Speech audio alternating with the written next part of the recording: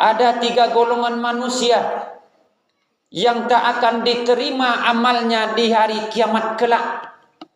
Sorfan wala adlan, baik yang wajib maupun yang sunnah. Yang wajib salat 5 kali sehari yang kita lakukan, berjemaah pula di masjid, puasa yang kita kerjakan, zakat fitrah yang kita bayarkan. Allah tak butuh. Ada 3 golongan manusia yang tak diterima amal ibadahnya di akhirat kelak. Yang pertama, al-aq, anak yang durhaka kepada ibu dan bapak.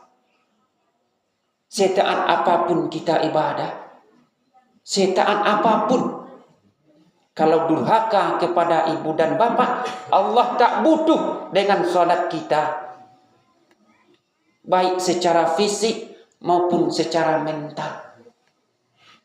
Secara fisik mungkin kita tak pernah menampar ibu, mungkin tak pernah menampar bapak, mungkin kita enggak berkata kasar, tetapi secara mental mungkin sering. Apalagi menyambut bulan hari raya, kita semua bergirang hati. Kita ajak anak kita ajak istri kita pergi ke toko kain, keluar masuk toko. Kita berkata kepada istri tercinta, "Dek, pilihlah. Kamu mau yang mana?"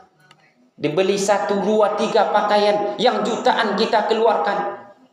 Kita bilang kepada anak, "Nak, pilihlah. Kamu mau yang mana?" Dipilihlah 1, 2, 3 jutaan kita bayar.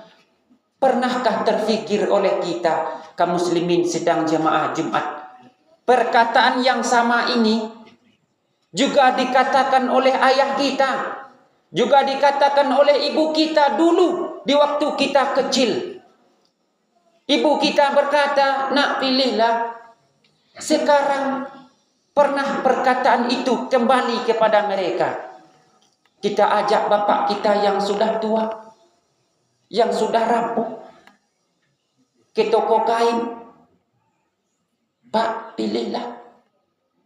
Ibu, pilihlah." Pernahkah kita pakaian bagus hari raya, sementara orang tua kita yang tangannya sudah kasar, yang kepalanya sudah lusuh karena mengangkat barang, supaya apa? Supaya kita bisa sekolah, supaya kita bisa berpakaian.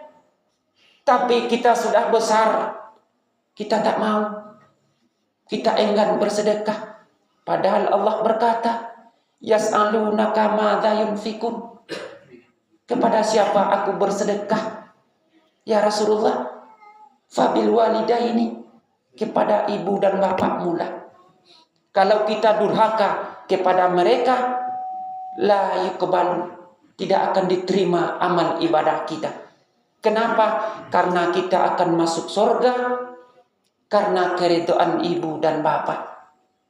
Nabi Musa alaihissalam pernah berkata kepada Allah, "Ya Allah, beritahukan kepada saya siapa teman saya di surga kelak." Allah menjawab, "Wahai Musa, temanmu di surga kelak adalah si fulan yang jual daging di pasar." Nabi Musa heran dan pergi ke pasar Bani Israel mencari orang tua penjual daging. Ketemu. Heran Nabi Allah Musa alaihissalam, kenapa dia yang jadi teman saya? Padahal pemuda ini badannya penuh dengan tato, rambutnya pirang, baju dibuka, kurang ajar. Tapi dilihat oleh Nabi Musa lalu didekati, "Wahai fulan." "Iya." "Engkaukah yang bernama fulan?" "Iya." "Bolehkah aku bertamu ke rumahmu?" "Boleh." Diajaklah Nabi Musa ke rumahnya. Apa yang dilakukan pemuda ini kaum muslimin? Tiba di rumahnya, Nabi Musa disuguhkan minuman makanan. Selesai diberikan makanan, apa kata pemuda ini kepada Nabi Musa? "Wahai Tuhan, tunggallah sebentar, saya ada keperluan." Pergilah pemuda ini ke dalam kamar. membawa keranjang. Lalu dibawa keranjang itu ke kamar mandi.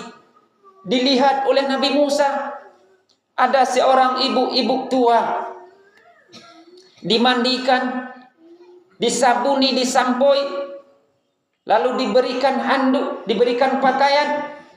Setelah diberikan pakaian, orang tua ini mengangkat tangan dengan gemetar. La la la la la. Selesai mengangkat tangan, lalu diantarkan ke dalam kamar. Lalu pemuda tadi menemui Nabi Musa. Lalu Nabi Musa berkata, "Wahai pemuda, siapa dia?" "Dia ibu saya." "Sejak kapan engkau merawat dia?" "Sudah 7 tahun. Ibu saya stroke." "Apa yang dikatakan ibumu di waktu ibumu mengangkat tangan?" 3 tahun pertama, wahai Tuan, ibu saya stroke sebelah. Dia mengangkat tangan, "Ya Allah, anak saya memang tak sesoleh umat Nabi Musa yang lain, tak setaat umat Nabi Musa yang lain, tapi dia cinta kepada saya, ya Allah. Dia sayang kepada saya.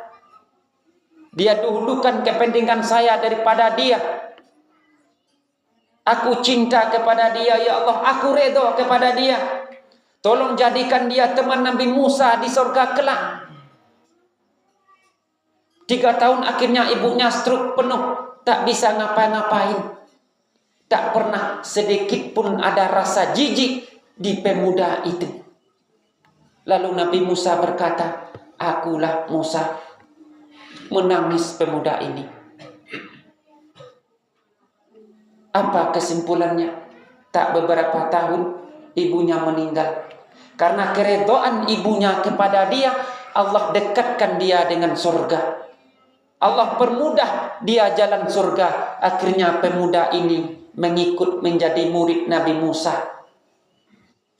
Dan nanti di surga dia akan menjadi teman Nabi Musa. Kenapa? Karena keredaan ibunya. Kaum muslimin sidang jemaah Jumat rahimakumullah. Kalaulah orang tua kita masih hidup, sempatkanlah datang ke rumahnya. Sempatkanlah mencium tangannya. Sempatkanlah memeluk wajahnya, memeluk badannya yang sudah bau tanah. Kita nanti akan menyesal kalau dia sudah tak ada. Barulah kerinduan akan datang. Barulah penyesalan akan datang. Seorang sahabat datang kepada Rasulullah. "Ya Rasulullah, orang tua saya sudah meninggal. Apakah bisa aku berbakti kepada dia?" Para ulama mensyarah hadis ini 2. 1, dia dulu durhaka kepada ibunya, kepada bapaknya. Lalu bapak dan ibunya keburu meninggal, dia tak sempat minta maaf. Yang kedua, karena dia jauh, lalu tak sempat berbakti. Kata Rasulullah, bisa. Andai kaum muslimin, orang tua kita sudah meninggal, tak ada di hari lebaran ini, di hari kita berbahagia, mereka tak ada. Ada cara lain untuk berbakti kepada mereka. Yang pertama, kata Rasulullah, solatkan dia. Kalau solat sudah tak bisa karena dia sudah dikubur, perbanyaklah istighfar untuk dia. Allah ajarkan doa, Rabbi firli wali walidayya warhamhuma kama rabbayani shaghira.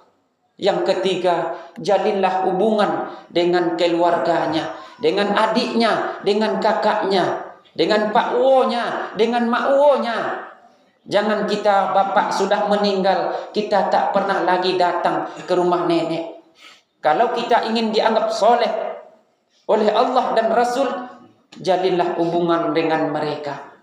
Dan janganlah kita ketika orang tua kita masih hidup, kita berkata kasar kepada dia. Imam Abu Hanifah, mazhab Hanafi, suatu kali ibunya berkata kepada dia, "Wahai anakku Abu Hanifah, ibu akan bertanya kepadamu tentang hukum ini, hukum itu." Apa jawab Imam Abu Hanifah? Dipanggilnya muridnya Abu Yusuf. "Wahai Abu Yusuf, kau jawablah pertanyaan ibu aku.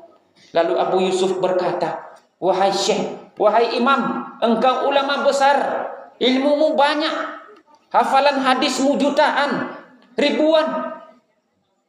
Kenapa aku menjawab pertanyaan ibumu? Ilmuku tak ada apa-apanya, tak ada bandingnya dengan ilmumu. Apa jawab Imam Abu Hanifah? Kaum muslimin sidang jamaah Jumat rahimakumullah. Waghfir lahuma jana'a zulli minar rahmah wa qur rabbirhamhuma kama rabbayani saghira. Aku tak mau menjawab pertanyaan ibuku, aku takut nanti menggurui dia. Apa kata Allah? Rendahkanlah dirimu di hadapan orang tuamu, katakanlah kepada mereka perkataan yang mulia. Setaat apapun kita ibadah kaum muslimin sidang jamaah Jumat rahimakumullah, kalau durhaka kepada ibu dan bapa, Allah tak terima seluruh amal yang kita lakukan, sia-sia kita ibadah. Yang pertama al-aqa, anak yang durhaka. Yang kedua wal manan, orang yang menyebut-nyebut pemberiannya, orang yang mengungkit-ungkit pemberiannya, pemberian sedekahnya, apakah kepada siapa saja, kepada orang yang dia berbuat baik, kepada masyarakat, bahkan kepada masjid. Ingatlah kalau ada kita bilang, kalau tidak diambil tak jadi, ini berkat jasa saya. Ingat, ketika kita omong itu, semua yang kita lakukan habis pahalanya. Allah tak butuh dengan amal kita. Wal manan, orang yang menyebut-nyebut pemberiannya. Allahu Akbar, Allahu Akbar, Allahu Akbar walillahil hamd. Yang ketiga, kata Sayyidina Rasulullah sallallahu alaihi wasallam, wal mukazibin bi qadri, orang yang mendustakan akan takdir Allah, akan ketetapan Allah. Allah sudah tetapkan sesuatu hal yang tak bisa kita ubah. Seperti kaya dan miskin, terkadang terfikir di hati kita, saya taat beribadah, kenapa saya tak kaya? Sementara tetangga saya tak sholat, tak rukuk, bahkan Jumat pun tidak, hari raya pun tidak, tapi dia kaya, kenapa? Orang yang mendustakan takdir, Allah tak butuh dengan amal kita. Mudah-mudahan kaum muslimin, 3 golongan manusia yang tak diterima amalnya di akhirat kelak, kita tak termasuk di antara itu. Kita diterima amal kita oleh Allah dan kita dimasukkan oleh Allah ke dalam surga bersama Rasulullah sallallahu alaihi wasallam tanpa hisab, dan surga yang paling tinggi Firdausi a'la. Allahu Akbar, Allahu Akbar, Allahu Akbar walillahil hamd. Fa'tabiru ya ulil absar la'allakum turhamun.